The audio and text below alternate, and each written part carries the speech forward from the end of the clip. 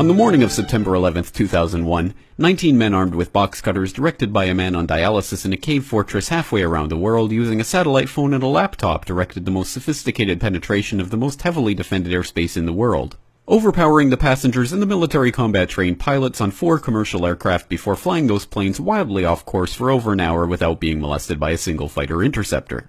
These 19 hijackers, devout religious fundamentalists who like to drink alcohol, snort cocaine, and live with pink-haired strippers, managed to knock down 3 buildings with 2 planes in New York, while in Washington a pilot who couldn't handle a single-engine Cessna was able to fly a 757 in an 8,000-foot descending 270-degree corkscrew turn to come exactly level with the ground, hitting the Pentagon and the Budget Analyst Office, where DoD staffers were working on the mystery of the $2.3 trillion that Defense Secretary Donald Rumsfeld had announced missing from the Pentagon's coffers in a press conference the day before, on September 10th, 2001. Luckily, the news anchors knew who did it within minutes. Osama bin Laden. The pundits knew within hours. Osama bin Laden. The administration knew within the day. Terrorists who committed these acts and those who harbor them. And the evidence literally fell into the FBI's lap. That a hijacker's passport was found blocks from the World Trade Center crash site, if you can believe that. But for some reason, a bunch of crazy conspiracy theorists demanded an investigation into the greatest attack on American soil in history. That investigation was delayed, underfunded, set up to fail, a conflict of interest, and a cover-up from start to finish. It was based on testimony extracted through torture, the records of which were destroyed.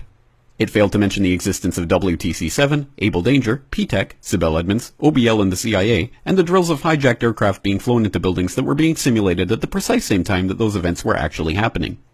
It was lied to by the Pentagon, the CIA, the Bush administration, and as for Bush and Cheney, well, no one knows what they told it because they testified in secret, off the record, not under oath, and behind closed doors. It didn't bother to look at who funded the attacks because that question is ultimately of little practical significance.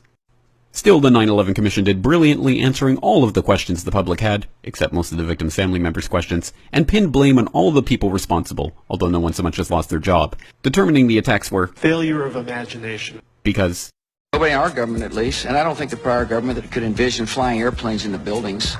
Except the Pentagon, FEMA, NORAD, and the NRO. The DIA destroyed 2.5 terabytes of data on Able Danger, but that's okay because it probably wasn't important. The SEC destroyed their records on the investigation into the insider trading before the attacks, but that's okay because destroying the records of the largest investigation in SEC history is just part of routine record keeping. NIST has classified the data that they used for their model of WTC-7's collapse, but that's okay because knowing how they made their model of the collapse would jeopardize public safety. The FBI has argued that all material related to their investigation of 9/11 should be kept secret from the public, but that's okay because the FBI probably has nothing to hide. This man never